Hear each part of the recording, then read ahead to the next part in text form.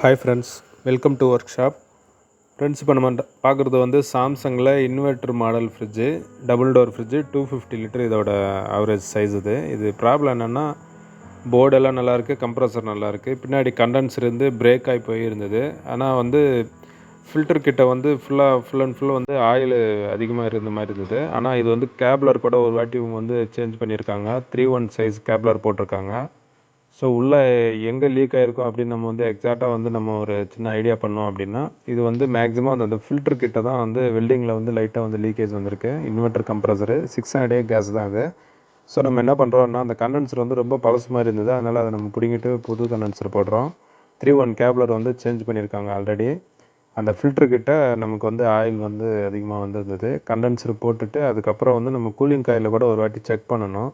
ஒருவேளை அவங்க கேப்லர் வந்து வெல்டிங் பண்ணியிருக்காங்களா, அங்கே ஏதாவது வந்து லீக்கேஜ் இருக்கா, இல்லை வேறு எங்கன்னா உள்ள கூலிங் காயில் எங்கேயாவது லீக்கேஜ் ஆகிருக்கான்னு செக் பண்ணிவிட்டு அதுக்கப்புறம் வந்து கண்டென்சர் வந்து நம்ம வந்து சேஞ்ச் பண்ணிவிட்டு புது ஃபில்டர் வந்து நம்ம போட்டுட்டு ரிட்டன் ஏர் மட்டும் நம்ம செக் பண்ணிவிட்டு, செக்ஷன் வந்து ஃப்ரெஷ் அவுட் பண்ண வேண்டிய அவசியம் இருக்காது. ரிட்டன் ஏர் மட்டும் நம்ம செக் பண்ணிவிட்டு நம்ம வந்து வேக்யூம் வச்சுட்டு கேஸ் சார்ஜிங் பண்ண போகிறோம். கூலிங் காயில் நம்ம அதுக்கு முன்னாடி ஒரு வாட்டி செக் பண்ணிக்கிறது நல்லது.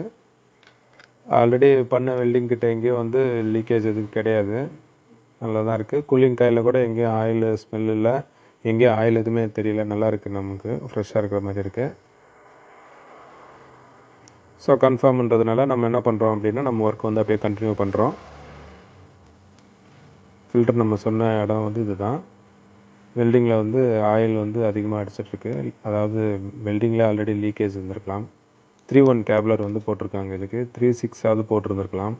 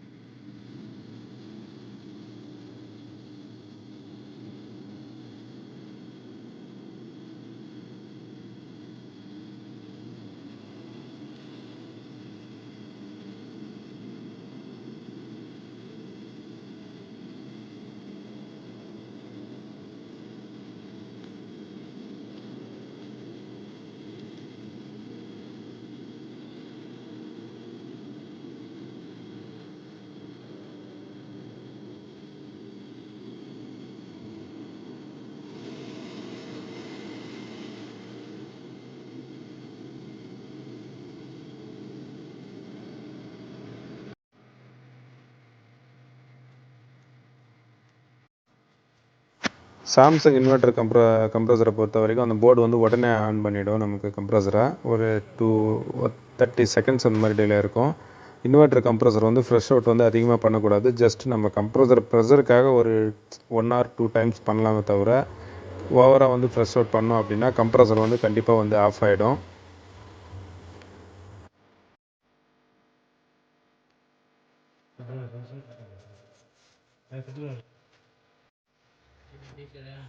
ஸ்ட்ரெயினர் வந்து ஆர்டினரி நம்ம நார்மலாக போடுற ஸ்ட்ரெயினர் தான், சிலிக்கா ஜெல் கிடையாது, ஆர்டினரி ஸ்ட்ரெயினர் தான். நல்லாயிருக்கும். நமக்கு பிளாக்காக ஒரு கொஸ்டின்லாம் இதில் இருக்கவே இருக்காது, நல்லாயிருக்கும் இதில்.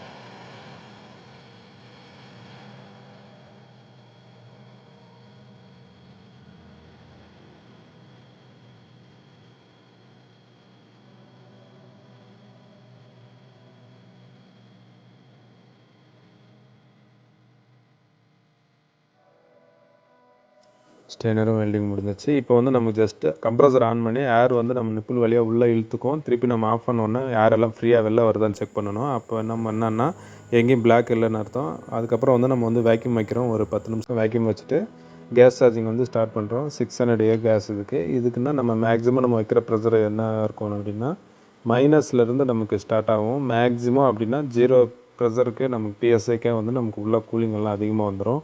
ஒருவேளை கொஞ்சம் அதிகமாகிடுச்சு அப்படின்னா ரிட்டர்ன் ஐஸ் கூட வந்துடும்.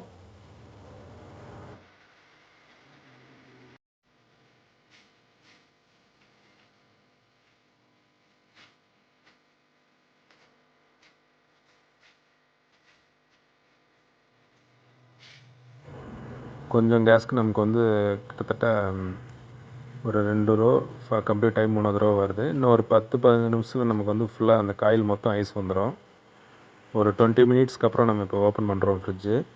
பக்காவாக உள்ள எல்லா காயிலும் ஐஸ் வந்து ரிட்டன் பைப்பு கூட நமக்கு பக்காவாக ஐஸ் வந்துருச்சு. இது நம்ம இந்த ரேஞ்சு வந்தால் தான் நமக்கு வந்து பர்ஃபெக்டாக கூலிங் எல்லாம் வரும். ஹீட்டர் ஆன் ஆகிறதுக்கு அந்த சென்சாரு கட் ஆஃப் எல்லா சென்சார் எல்லாம் அந்த ஒர்க் ஆகிறதுக்கு நல்லாயிருக்கும் டெம்பரேச்சர். ஃப்ரெண்ட்ஸ், இந்த வீடியோ பிடிச்சா லைக் பண்ணுங்கள். ஒருவேளை புதுசாக வந்து நம்ம சேனல் ஓப்பன் பண்ணி இந்த வீடியோ பார்த்துட்ருக்கீங்க அப்படின்னா மறக்காமல் வந்து சப்ஸ்கிரைப் பண்ணுங்கள் ஃப்ரெண்ட்ஸ்.